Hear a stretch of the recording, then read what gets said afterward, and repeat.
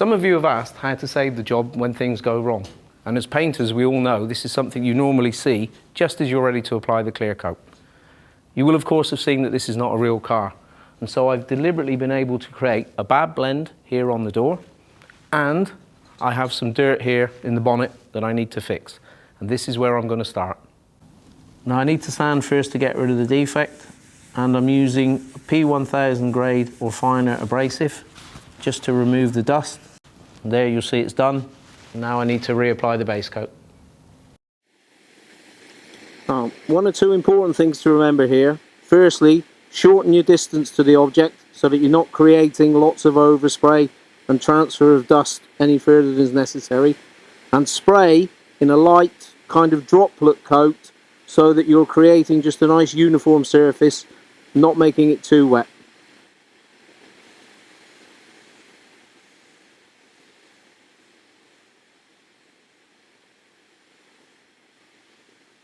You can always blow it dry in between coats, just to speed yourself up a little bit. It's always worthwhile just using the tack rag in between coats, just to reduce the amount of overspray.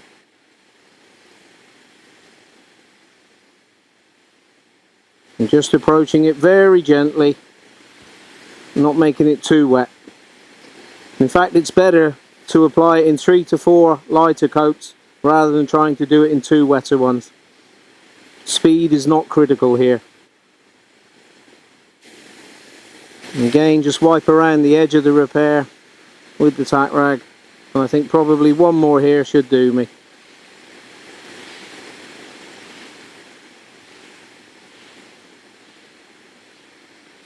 Just dry that now, take a final look. I think we're going to be okay with that. Looks good. That was quite an easy fix using ready for use material, and as you can see, done, no problems at all. Let's now take a look at the bad blend that I've created on the door here.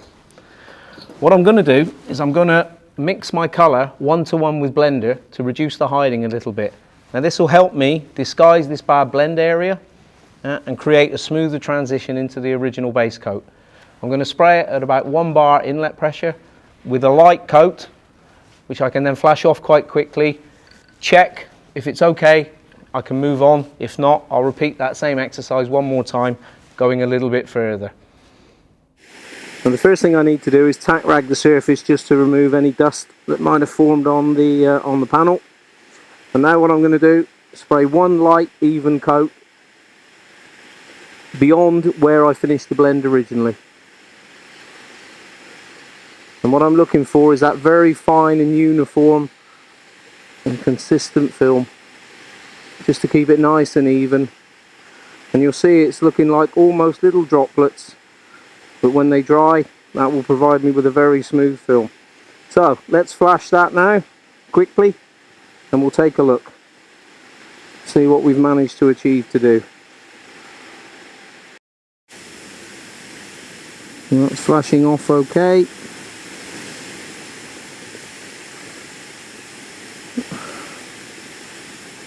And just finished drying these last few bits.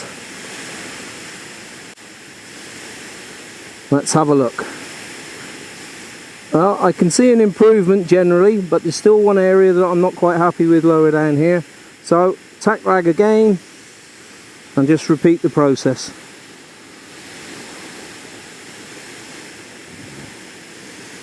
Again, nice and uniform, even and consistent. Extend it a little bit further on the wing as well, just so I don't make a build up and create another problem.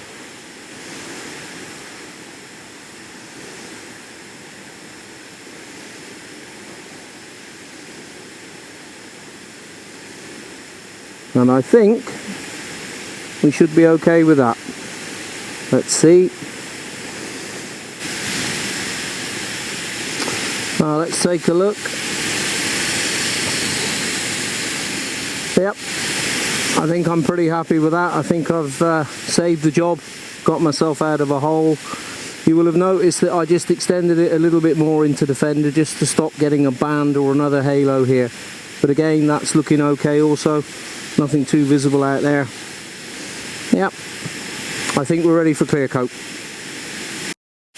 Let me just tack rag this off quickly then before I start to apply the clear. And of course, in fixing these little defects, I will have created a little bit more overspray and coarseness on the surface than I normally would have done. Let's just see what there is on the tack rag. Yep, so you see just a little bit of overspray. It's unusually, but it's enough just to wipe it off and get rid of it.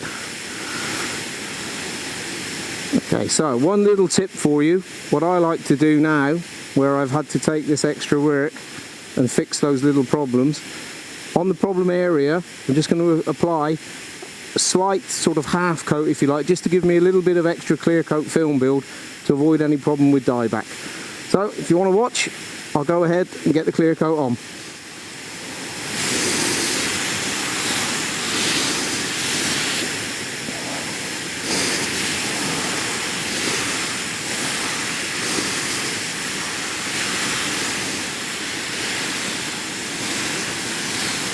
There we are. So just a thin sort of half coat just to help me with a little bit more film build, and now I can begin to clear coat for real. And on this coat, all I'm looking to do is apply a nice even closed coat, no open surface, no texture, and I'm not looking to go for the full finish just yet. I'll get that in my second coat. This is just really a nice coat. Will allow you to apply the full coat after a short flash.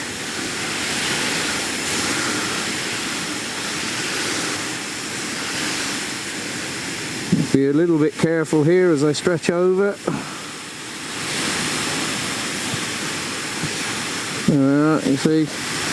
You see with this clear is that it wets very nicely.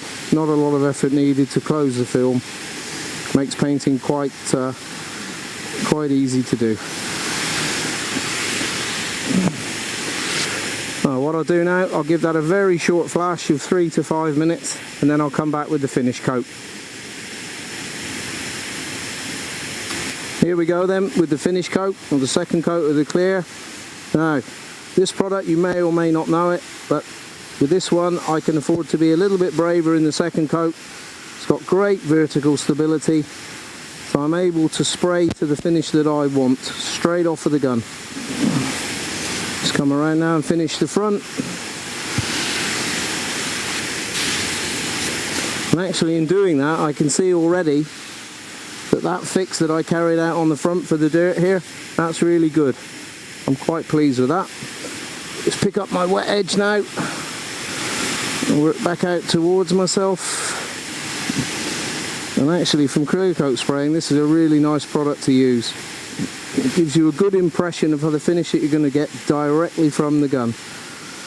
It allows you to spray to where you want. And again, just looking towards what I did on the door, my impressions are here in the cabin that I've managed to save the job successfully.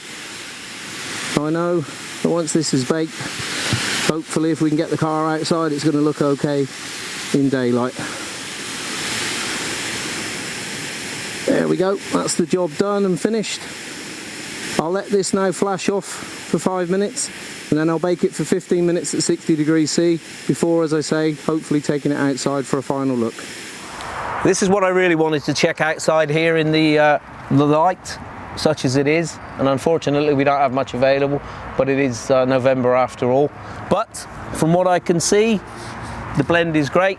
If this was a real car, I'd have no problems giving this back to the customer at all. And if I look at this one over here where I fixed the dirt, that's also fine. Just remember though, it is always better to fix things in the wet condition if at all possible. Doing it this way creates a little bit more of a challenge and takes you a little bit more time. Thanks, see you soon.